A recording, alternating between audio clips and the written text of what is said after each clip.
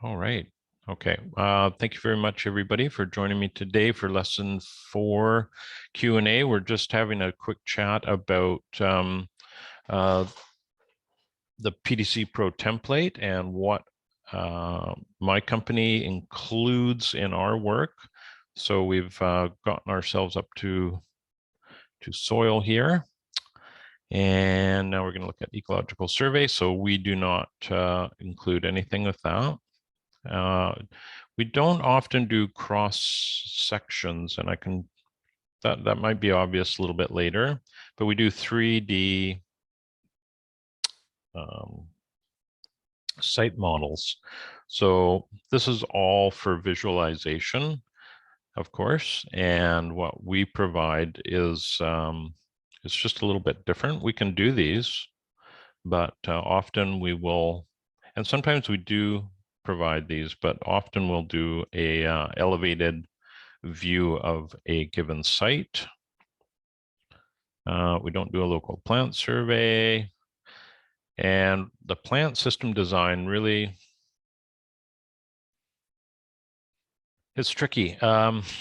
When we do a design for an urban client, all our pricing includes the details that we'll be providing. So the planting would be included in that pricing. When we get into acreage, we separate them. So we would be doing a conceptual design first.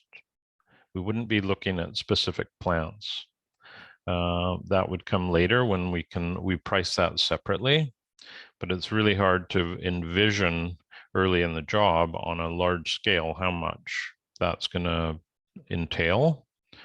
So we do include this for urban, and we include it for acreage too. It's just separated. It's kind of a two-part design for us. We don't do the building survey, and the zone 1 and the final design, we kind of wrap that all into one. And let me just show you. I've got a drawing up here. So here's one we did. This is an urban design, and this is just part of it.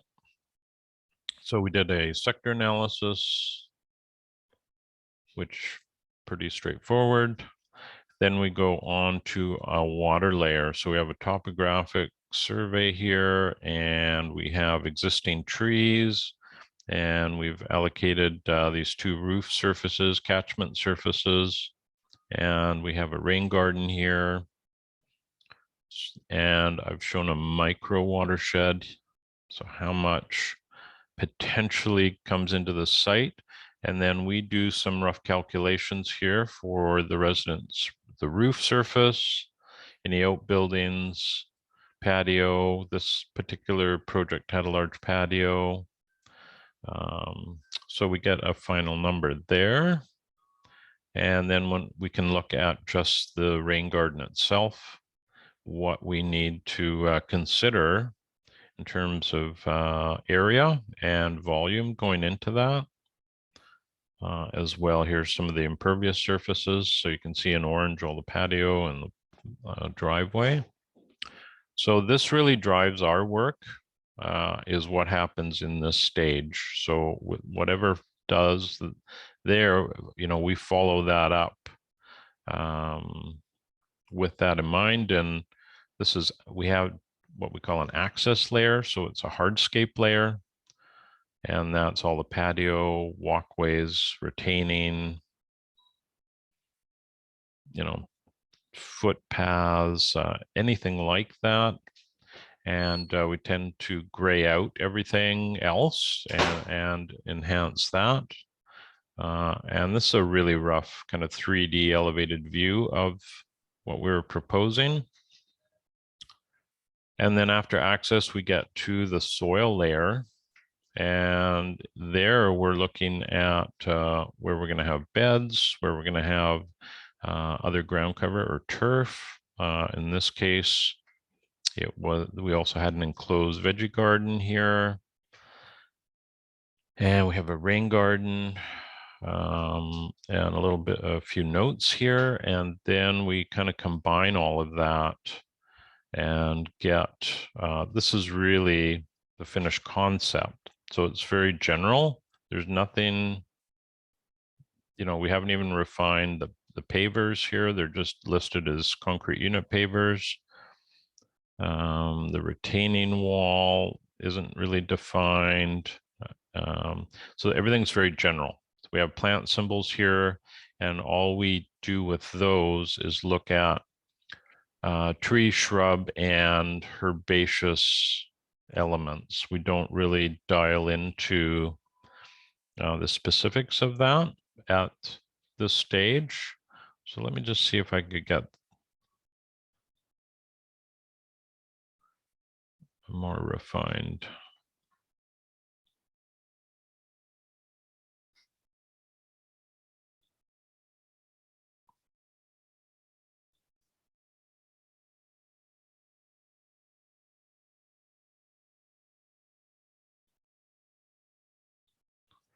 And then here we are with the planting plan. So this has come after that. So once the concept's been approved, then we start looking at details, because if we detailed out something we had to revise, it would just be hellish. I'd have to start all over again. Because with plants, it tends to have a domino effect if the bed changes, the bed shapes, and then we make sure that our clients approve all of the plants that we're going to be using here.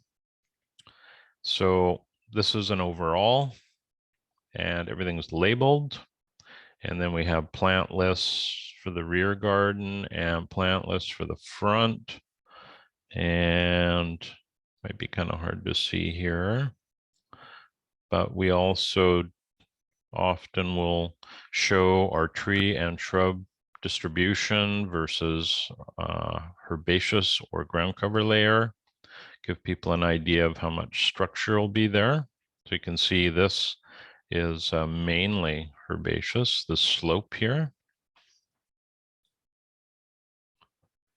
And then we also add, here's a detail on the wall. We have a front view of the wall with stairs, and we have a detail here on the pavers, and then some specifics on heights and the paver types, and how that Allen block wall that ended up going in, how that was to be constructed.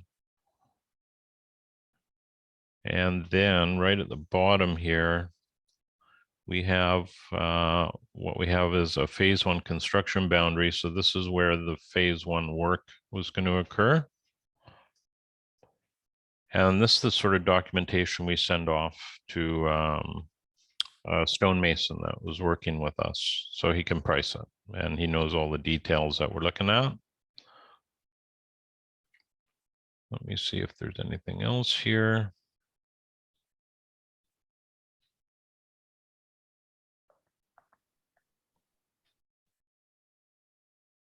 That was quite a large undertaking. It was quite difficult, that particular project, because we had to demolish what was in the back first.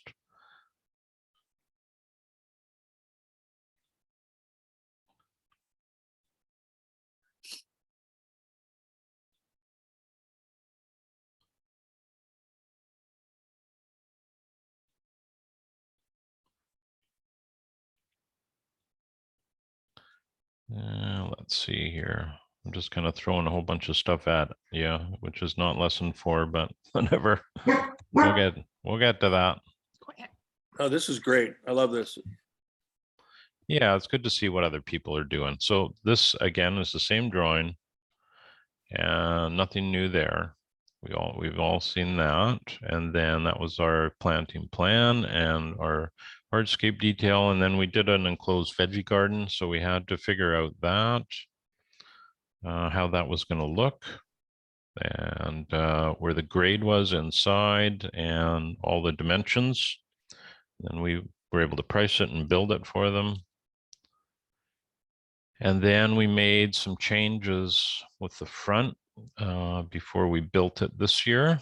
And you can see here, I did indeed do a section of the rain garden right here, which I've placed below. And that was important in that we had to figure out if we could pull it off. It was right at the edge of, it was about 10 degrees slope. So that's right sort of at the edge of what you don't want to exceed that. So we had to retain the uphill side that's shown here, and then mound a little bit on the downhill side and retain it slightly. And then all these details really help us price it. And then we looked at the different, zones within the rain garden itself and a plant list. So when we get this sort of detail, then we can put a price to it. It's much easier. And then we ran into a little challenge doing the rain garden, so we had to put a bottom drain on it. But we have a gate valve here that we can open and close. So during the summer, if we do get a little bit of groundwater penetrating into this, we can close this valve and benefit from it during the spring and summer. But in the winter time, we want that valve open because this will just turn into a pond, basically. The soil profile here was great until the last inch of the excavation where we hit clay. So that's why we had to adjust what we were doing. So we just did a very shallow trench with perforated pipe and gravel and fabric over it. And I might be able to actually show you a picture of that. Not sure if I've got them all loaded on my.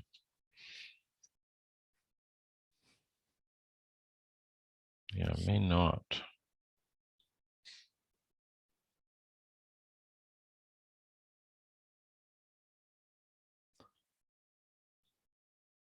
I got a couple pictures. And let's see here. So yeah, we're digging away. And you can see that soil changes into something more of a more clay. So we just basically did a very small width trench at the bottom there. And we had to play with a irrigation main line there as well. And then we get some backfill with some fabric, but you can see back here we had water starting to accumulate. So just gravel and some fabric and a clean out at the end. And then we have a valve that you can't see that controls. This is very early on in the job here. So these are just very much pre-planting. And when we prep, we get in all our irrigation here prior to planting, of course, which makes it a lot easier, as efficient as we can be. And then we had a slinger truck come in, place the soil, which is always cool. Makes life a lot easier. Yeah, that's a great idea. I've never seen that before. Yeah, so I've gotten distracted there, but a little bit of a snapshot of, to answer your question in a long-winded way, but everybody's going to have their own approach, and we've been doing this long enough to kind of go along the pathway that works best for us. And doing that is detailing out the drawing as much as possible. And knowing that when you get to the site, things happen and you might have to make a change. And within our fixed price agreement, we just generate a change order if something has to be changed. And then the client gets a idea of the cost of that, and they can either approve it or not. So it's pretty very inclusive and simple process. That's one thing that we've learned over time, is to include our clients, heavily in the design process. And all those different sheets you saw, we'll present those individually as we finish them, so that if something comes up and they're like, well, no, I don't want that, we can make any edits at that point rather than going too far ahead with some of the other layers. So I hope that was helpful.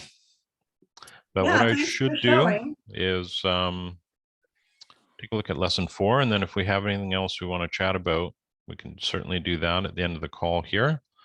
And lesson 4 is not Jamie, super before you complicated move in on, can I ask my a question?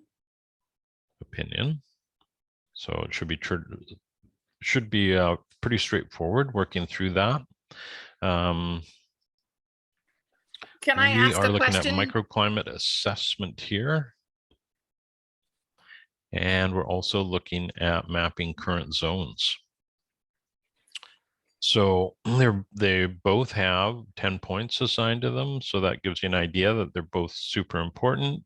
And they are these are really important parts of site observation. So with the template and with this course, we're documenting all of that. Again, when we go off and do a project, we occasionally we'll put zones onto a map, and we do not document the microclimates, mainly because we've got that sort of embedded in our heads during the site analysis portion of our, those first visits.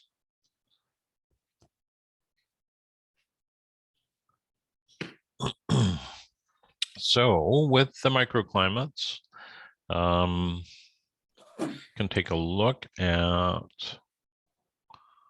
the template file. There we go.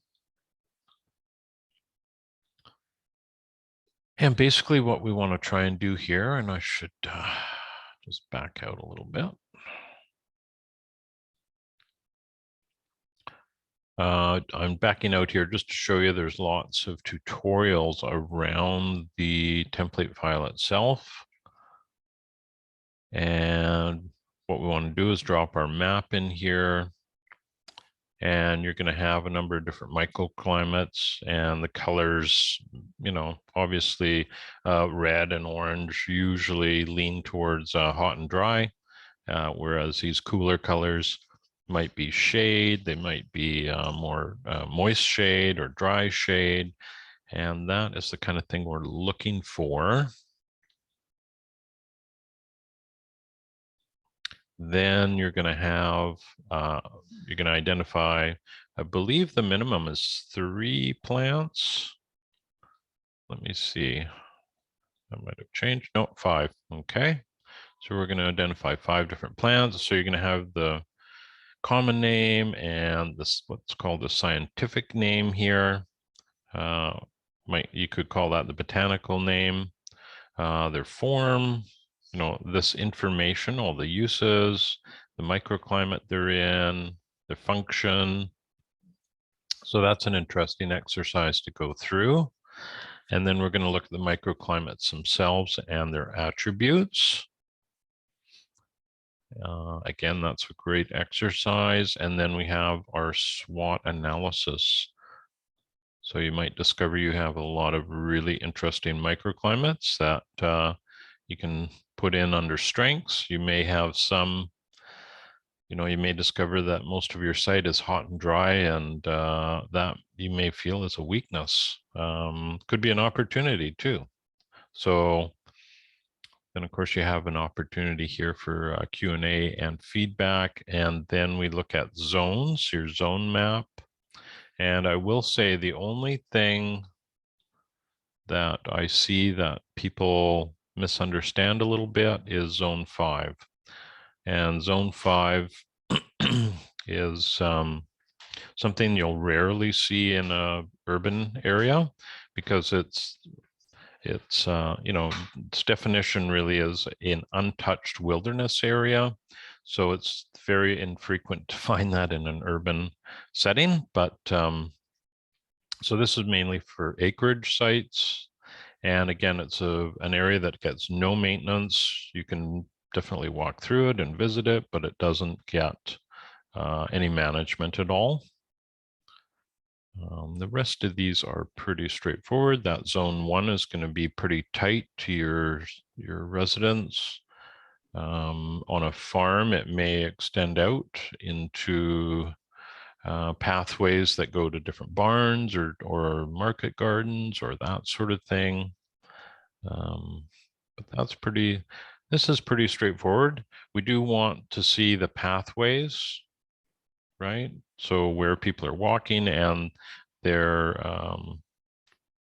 you know, the frequency of those visits or the frequency of that pathway usage, because that does tie in with the different zones here. And then of course there's a SWOT analysis. So here you may discover that, you know, because this is the current zones, you may discover you have a zone 1 that's 200 feet from your house. And you know, an example of that might be a chicken coop. I've been to one client that had a chicken coop about 300 or 400 feet from their house. So 3 times a day they had to take a bit of a hike. And that didn't really work well for them. So those are the sort of things you're going to pop in here. And then next week we get to the biggie, or not next week, next lesson. So that is a little bit about the assignment. I can show you an example here. Here is a microclimate example by a past student. And you can see here that plants are identified, and there is a notation here of these different microclimates.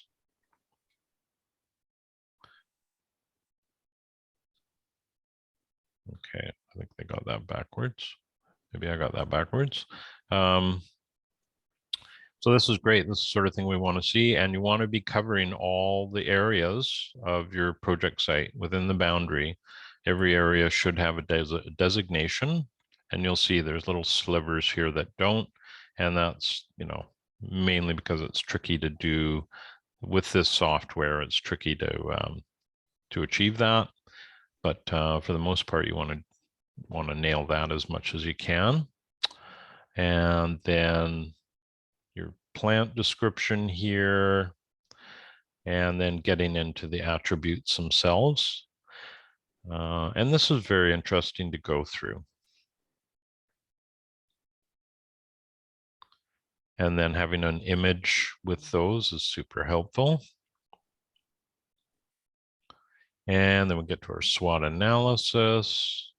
So for this person, they've discovered they had great drainage and a variety of climates. Excellent. And then of course, Q&A here. And then we have the current zones. So these are the current zones this person put together. You can see their zone 1 is pretty tight around their dwelling here. And then zone 2, and they have a zone 3 here, and they have an untouched forest area. And then they have a zone 4 here along the road, as well as some images showing their circulation and how often, their proximity, and then their SWOT analysis. So that, let me see here.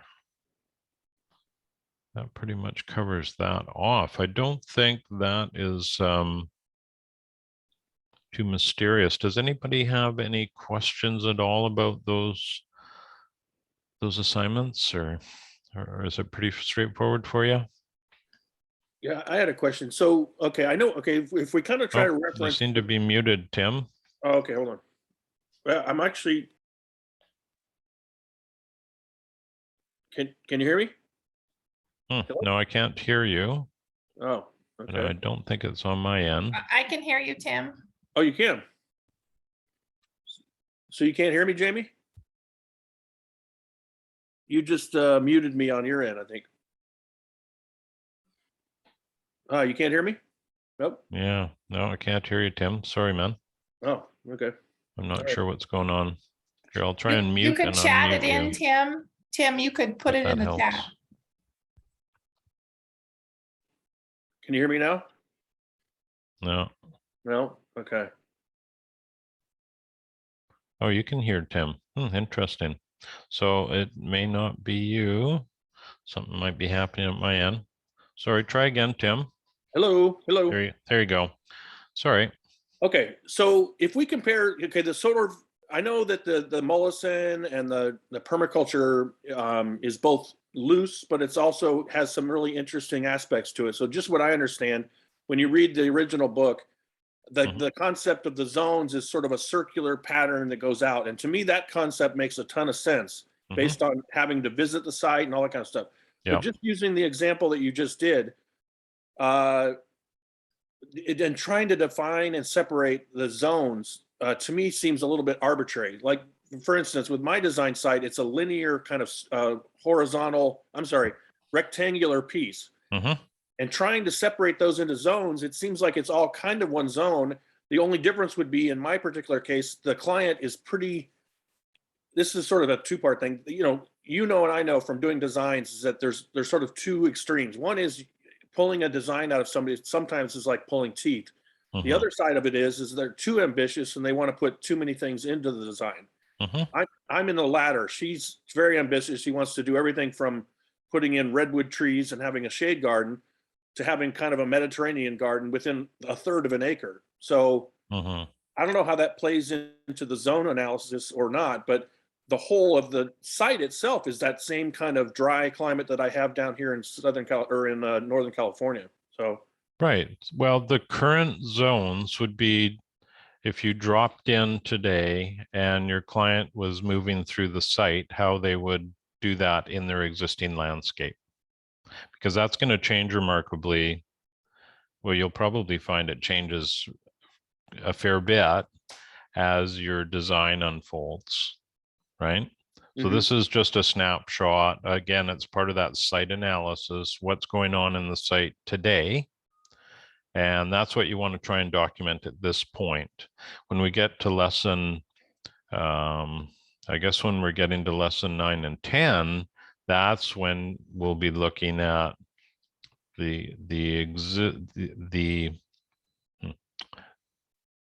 how the zones are modified based on your design, how that changed. Does that make sense?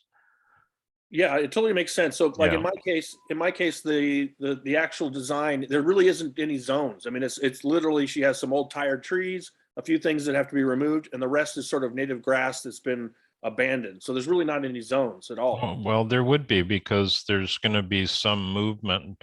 Your clients, when they go out into the landscape, they're going to interact with it. So how right now is that going on?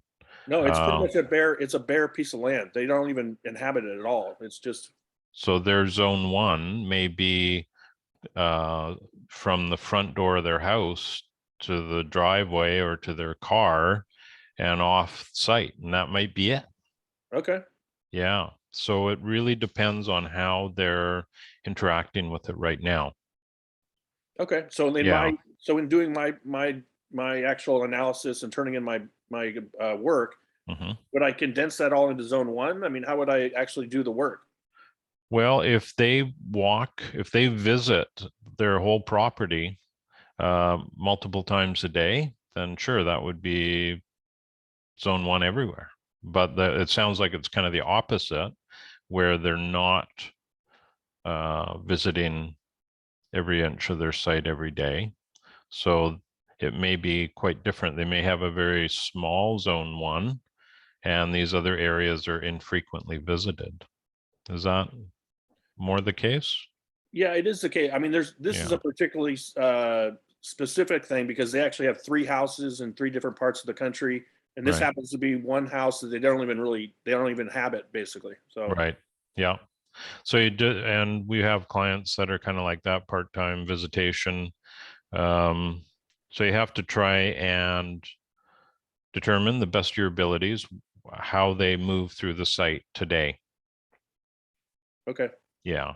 And then, some things might jump out at you that are quite obvious. And the chicken coop was one of them that I mentioned. There is if there is something that they need to access daily and it's in a weird location based on where it should be, that's something you can consider when you're designing, right? And Okay. they may not be open to it. Oh no, I want to leave it there. Okay, well, you can do that.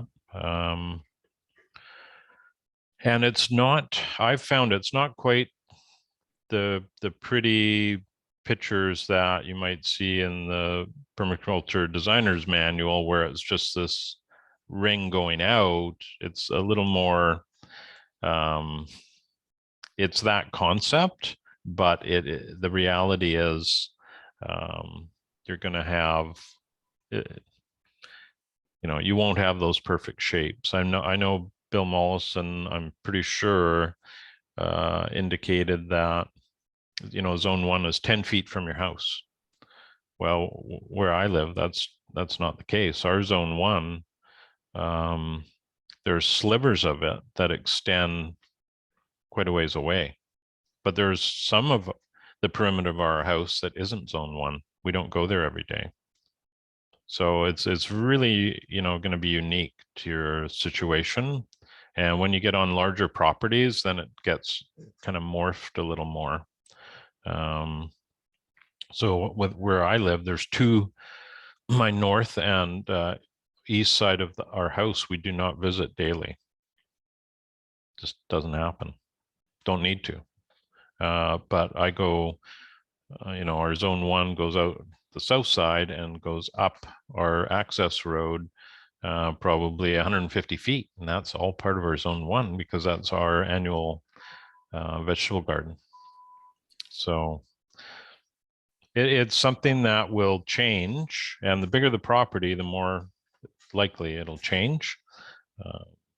And in the end, if it's an urban site you're working on, your zone 1 today might be very, very small and focused on entry and exit out of the site. And after your design, it may expand out quite a bit. So. Yeah, so like when we were using the example that you, like on your, the design that we were talking about earlier, how would you define the beds and the things, like in a traditional sense, how would you kind of define the zones in the drawings or the designs that you did? If at all? I mean, how do you, in a typical urban design, how would you, like, for instance, on the other drawing that you showed of the students example, is it really fair to say that those zones that he defined were actual zones that in the way that they are defined in Mollison? Yeah, that one, right. Yeah, well, I would say that I don't know this person or their property, but to the best of their knowledge, this was their zone 1. So based on Bill Mollison's writings, it's a little larger right out here, right to the south. But that's, realistically, that's probably where they're growing food. So most of the year they're there multiple times a day. I mean, in our zone 1, we're there 3 to 5 times a day, observing or working or harvesting or planting. But these are quite general, right? If you walked, if you left the property every day, there'd probably be, the driveway would probably be part of your zone 1. Right? So where I live, we don't leave the property every day, but 15 years ago, we certainly did. And so yeah, I would, this is really useful for site observation, but the zones shouldn't really be driving your design. If you want, let's say this person wanted a chicken coop, an example, then would you put it right next to the house? No, probably not. You have noise and smell, potentially. Shouldn't have any smell, but if you did, you wouldn't want it right next to your house. So typically chicken coop would go on the edge of a zone 1, right? Between zone 1 and zone 2. And that way it's pretty accessible, but far enough away that it's not going to necessarily disturb your experience in the house. But I mean, where we have our chicken coop, I can just, right now, I can just turn my head and see how they're doing.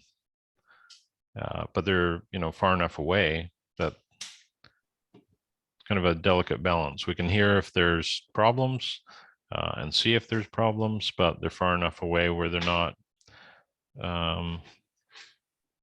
causing any negative impact inside our house. But yeah, so this is, again, really an interesting part of the site analysis. And I would say even equally so is your microclimates. And that's not going to really show how important it is until you start placing things like patios and plantings and really specific plantings, right? Trying to match up a microclimate with what'll do well there. And that could be for people as well. If your client wants a patio to sit and enjoy their space, well, you wouldn't put it in you wouldn't put it in a, say, deep shade, unless they really were after the shade. So there was a lot of use there, but inherently, I'm sure you just pick that up when you're on a site that, okay, we could put this might be a good place to sit, because you'd want it within a zone 1. You don't often want to put a patio at the edge of the universe, so to speak. You don't want to make it too hard for somebody to get to it. But that again is quite dependent on what you're trying to do. We've certainly built patios and structures far from a house, but that was the intent. It was part of a journey through their landscape. So probably confusing you more than anything, Tim, but hopefully that's helped a little bit. No, it totally makes sense.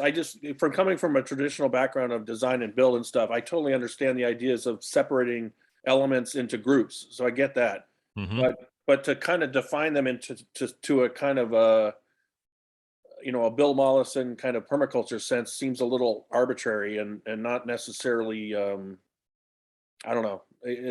Especially in a small design. I don't know if it's helpful. I think that's what I'm saying. I can totally understand in a big piece of property. It totally makes sense to me. Like if we go back to the concentric model, like if you have a house at the center and you have that concept of the high visitation, and you work your way out all the way to the end where we have open space, and that totally makes sense to me. But when you kind of arbitrarily circle areas and you define them, I don't know if that's helpful or not. I don't know. Maybe I'm missing something. Well, I think at this stage in the game, this is part of analyzing a site and how a client would use it. And that can help you as you go forward with the design process. And there are certain elements you'd want to drop into a zone 1, let's say. Let's say you had a clothesline, like our clothesline is in our zone 1. If we had it 200 feet away, that wouldn't be very much fun, right?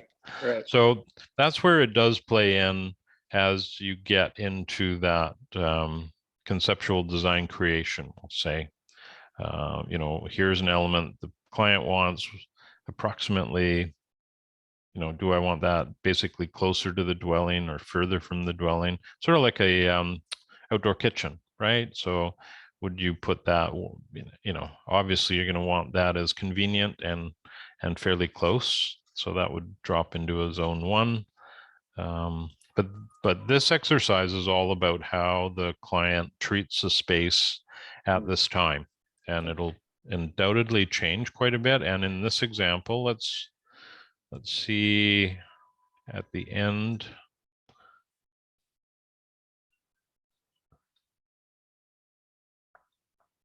See if their zone 1 changed at all when they got to the end here.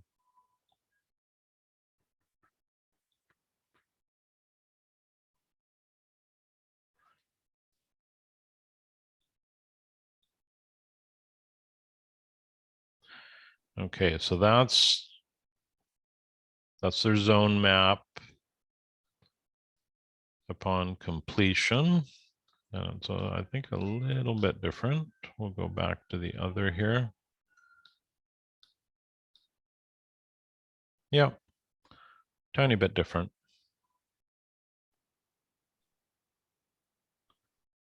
You know, not a huge amount, but a little bit. So is it an earth-shattering thing? No, not really. But the whole concept of zones and like you said, placing elements that are used more often closer to the center of human activity is a great idea. So rather than say an aesthetic reason driving a decision, this is more of a practical one, right? Mm-hmm. So that's my opinion on it. But again, here we're looking at a snapshot of what's going on today. Right. And that might be hard when it's your own property. It's pretty easy. When it's somebody else's, it gets harder to figure out. And you know, if you were providing a design for somebody and you wanted to include current and then proposed zones, you know, you'd have to produce the current zone and share it with them just to see if you're accurate or not. You know, do you go down this pathway? You know, how often, right? So here it was less than 3 times a week. You know, you just need to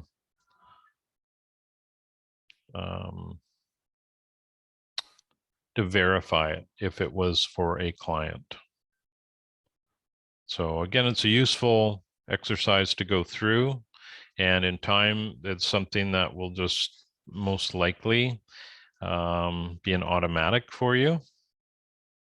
But because this is all new to everybody, you know, there is some value going through these specific exercises to get a good grasp on what they're about. And then how you use that afterwards, it's going to be completely different with everyone, right? So some people are going to put more importance on it than others because everybody's design work is completely different. And if you go to that client interface page here and you go through Andrew's and mine and Kelda's and Neil's, they're all completely different, which is great, I think. But you know, we're all coming from a similar position. It's just how it gets articulated is a little different. And that's one of the great things about this, is seeing what other people do. I thoroughly enjoyed going through everybody's video just to see how they approach their work. And it was very, very interesting. All right.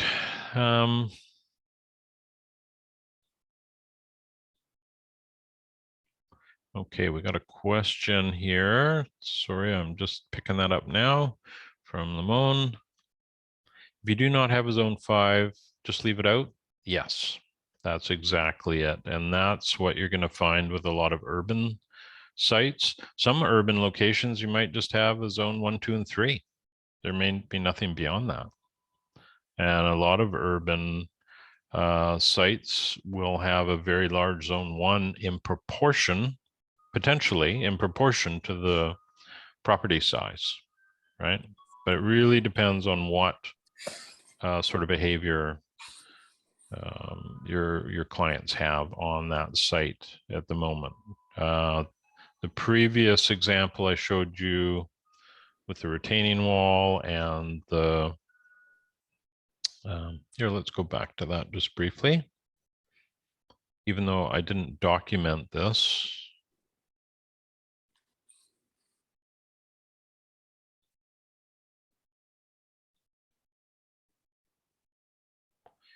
If we ignore the sector analysis and we look at this is the existing landscape when we started work. And I could show you pictures.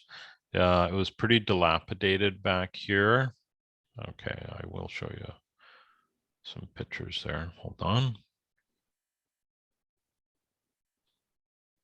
There we go.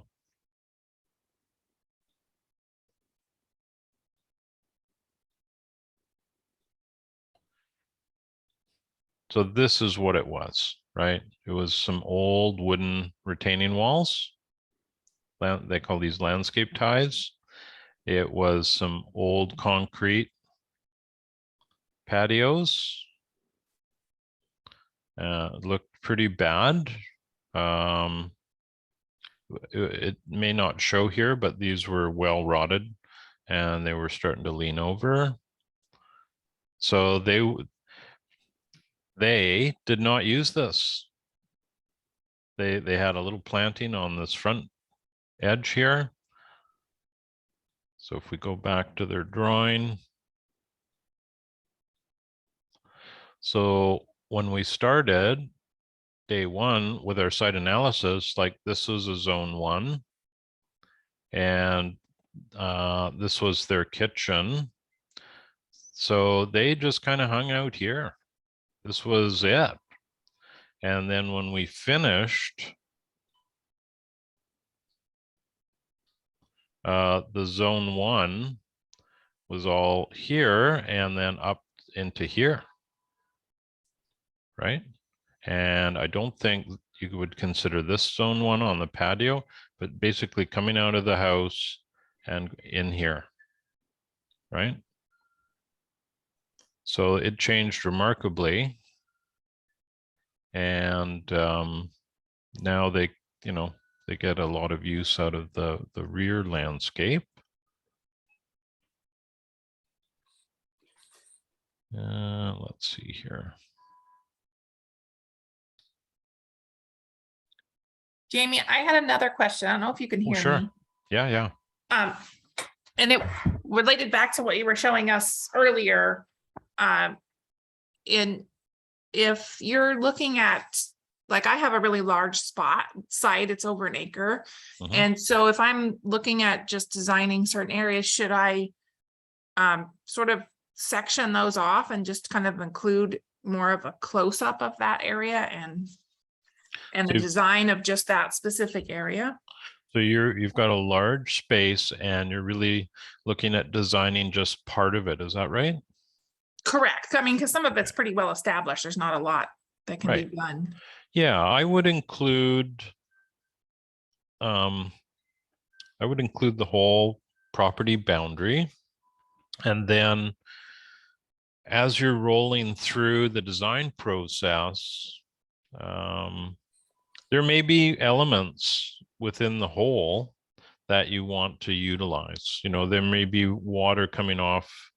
Example, maybe water's coming off a shed roof that, you're not trying to change that area, but you might be able to utilize that resource. When you get to the zone 1 design, let's just take a look at that.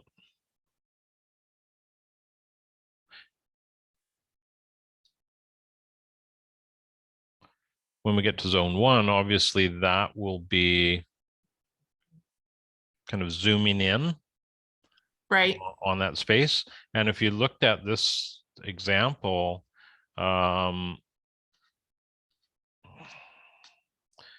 this is a very similar example where it appears that this student had, and this was their property. Let me go. There we go. So they had about an acre here, I'm pretty sure. No, almost 2 acres. And their work really was here and over here. They didn't do a whole lot with the rest of their property. And that can be quite typical, right? When we work on larger properties, not necessarily, we're not necessarily looking to make any changes on all of the spaces. I hope that answers your question. So Yeah, I think so. Okay. Because I think I'd be focusing more probably on like zone 2 or 3 rather than actually zone 1, because zone 1 is mostly the classroom and pathways, I'm assuming, in my site. So maybe the greenhouses where we visit them multiple times a day, but the other areas where we might only visit once a day or once every other day were the areas I was going to focus on mostly. Sure. Yeah, and that may very well be how your design unfolds. You may be surprised as we get towards the end here when you look at zone 1 and this plant system design that, you know, you may be making some small adjustments there. You never know. Rainwater harvesting might fall into that. Some shading of an area, but what you're saying will get picked up with your overall concept here. Right. Yeah. Okay. So, and then when we do that, you could, if you need a little more resolution, you know, you could do the overall plan, and then you could have a little portion you want to zoom in on and provide a bit more detail if need be. We often will do that, but yeah, I think that's how I would approach it. You always want to show the whole during your Right. I get that. yeah. I was just wondering if I should actually kind of build a base map for some of those more close-up areas. Well, you can. Are you doing it by hand or using any software at all? I'm just, yeah, I'm doing it by hand. Well, I'm just using the Google Slides. Right. So that's up to you. If you wanted, see, I'm not sure with the software I use, once I have a base map, I can create what's called viewport. So I could just take a small piece of this and expand on it and then show it that way. But if you have to reproduce it, you could certainly do that. That's really up to you. Right. And because if you don't feel that you're getting the resolution, you know, there's not enough detail when you're looking at it as a 1 acre site, feel free to sort of add another piece of that for a greater resolution, but I would always include the big picture. Right. Okay. Yeah. That's kind of what I was thinking. So. Okay, that sounds good. Yeah. Well, we are over our 10 o'clock mark here. Is there anything, you know what? I didn't look at the,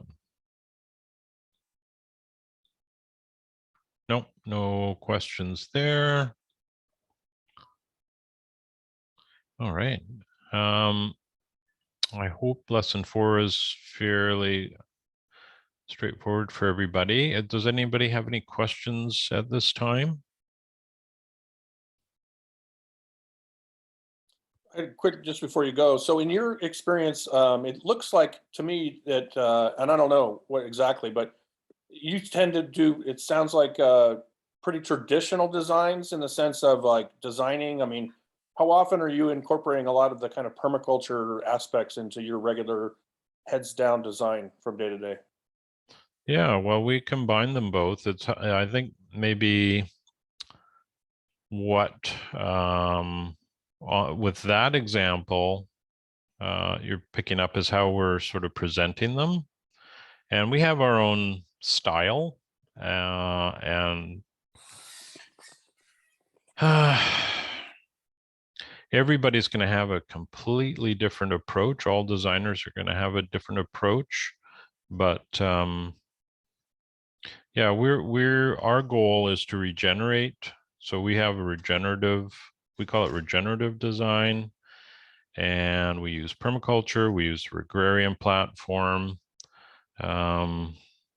I would say going forward, you know, it looks, like the bulk of our work is going to be farm design and larger acreage rather than urban. I think the urban is going to be less and less.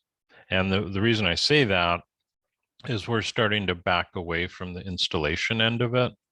And with the urban, you know, pretty much most of our clients want us to install it. And we're trying to get away from that now. It's time to focus on other things. So family being one of them, and our own homestead. So yeah, that I don't know if that really answers your question, Tim, but it's for instance, if you went through our planting plans, you'd see there's ornamentals, there's edibles, there's, you know, a blend, and it really depends on what person wants. And most people want their garden to look great, but they also want it to be productive. And of course, looking great is a very ambiguous term. What I find looks great and somebody else might be different, but we've always had a naturalistic theme to our work, our plantings, and that's what people that contact us, that's what they get drawn towards. The people in urban environments and people in acreage and farms, they want to, you know, they want a system in place that they can optimize all the resources on their site and provide for themselves as best as they can. So yeah, we do use the same software we've used for a year. You know, this is what we started with 24 years ago, and it can do a lot for us. So we're very lucky that way. I wouldn't want to have to go out and purchase it brand new today because it's not cheap. But so we picked the right software to begin with for us. And that's a big part of what we do, because we do commercial, or we have done commercial designs in the past. And you have to be able to share files and be able to import and export file types with other team members, right? So it's usually a team of civil engineers and architects and in the landscape end to do that. So we've done a lot of different things, but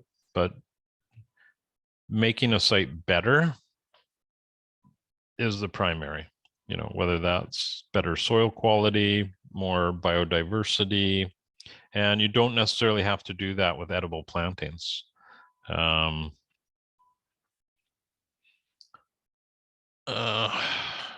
Here, I'll show you one example. You might have seen this one before.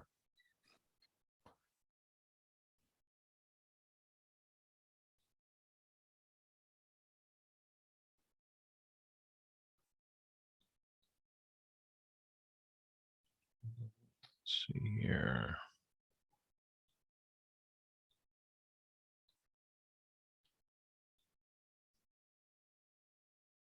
Uh-oh. Just about pushed the wrong button there. All right. So this is a garden that we did on an organic farm, and it, oops. That's awesome. I love that. Yeah, sorry about that. I didn't want to show the whole. Huh. We'll go back to that.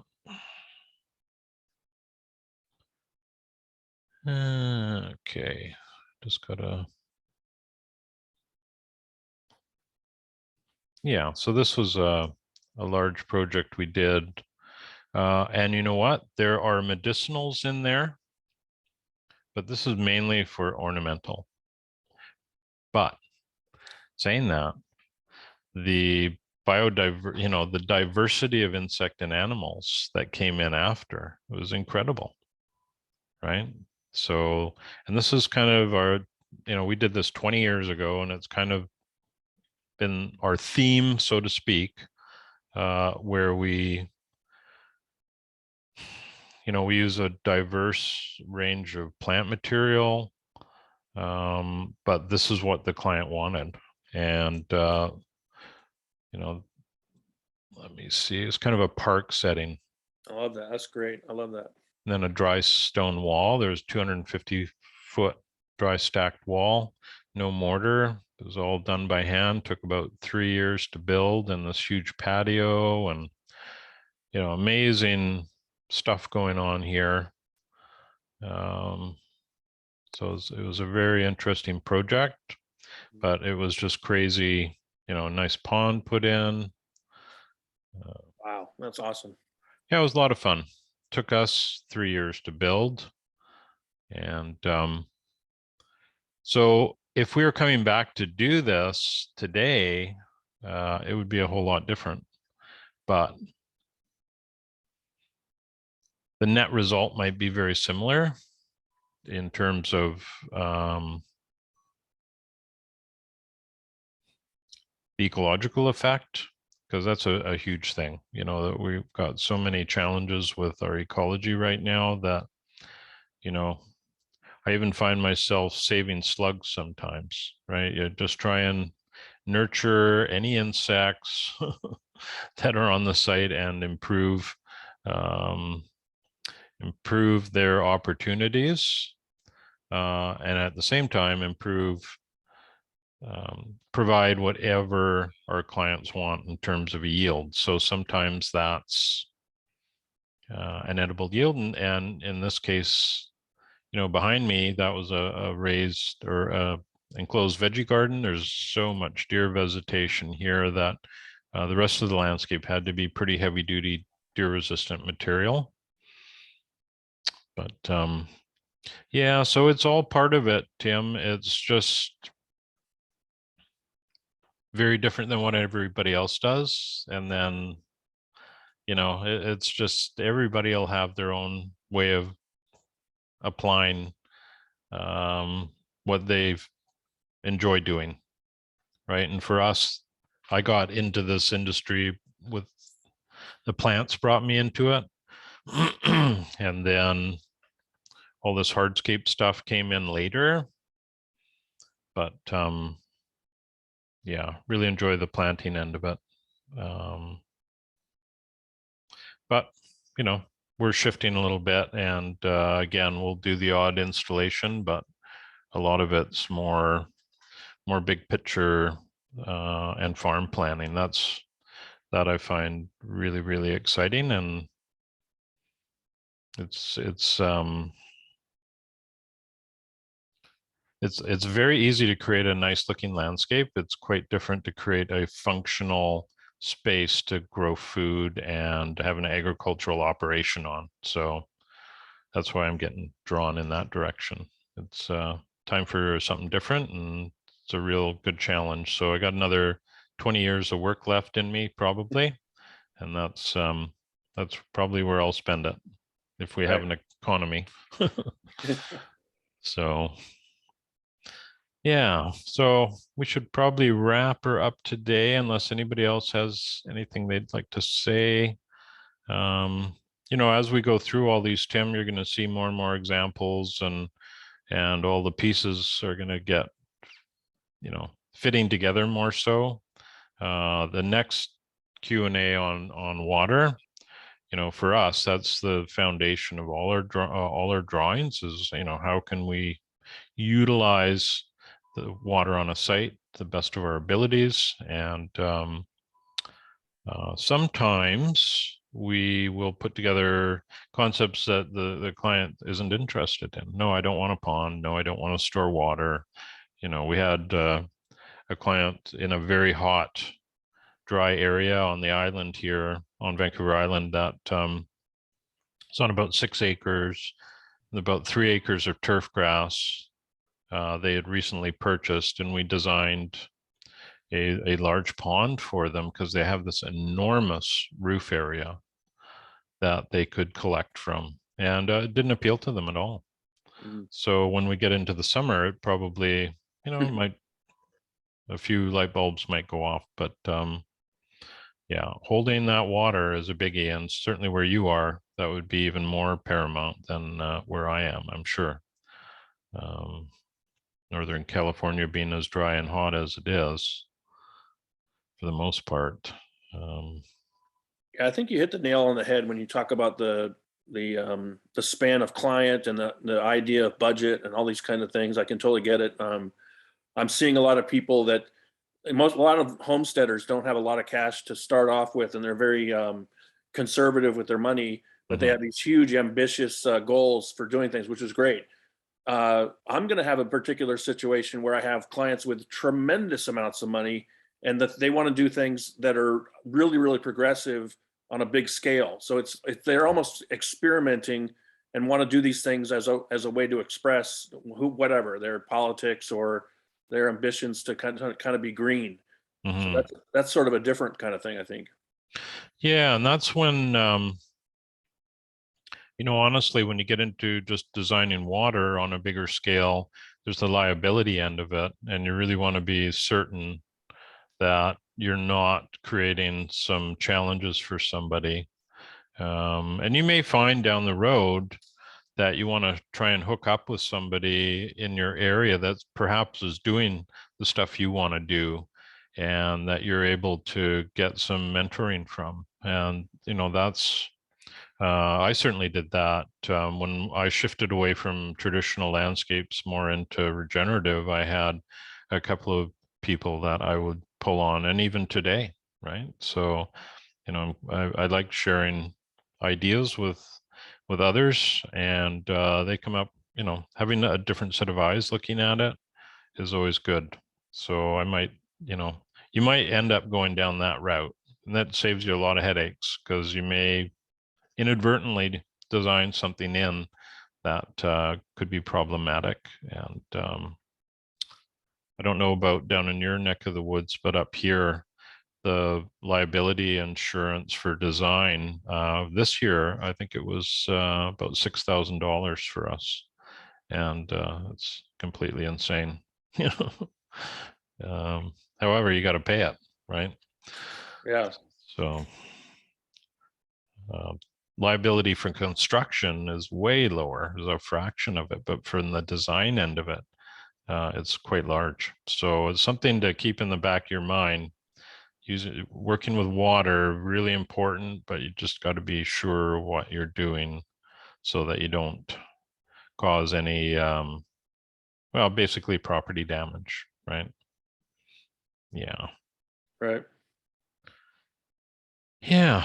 Well, I should wrap her up and get on with the rest of the day here. And thank you very much, everybody, for being part of the call, and really appreciate all the excellent questions. And everybody had some really good questions today, and that's fantastic. Nothing worse than having no questions. So do appreciate them. So yeah, everybody have a great day, and we will look forward to seeing your assignment next week. And then in a couple of weeks, we get to go through all this again with water. So have yourself a great week. Okay, Thank you. Jamie. Take care. All right, you too.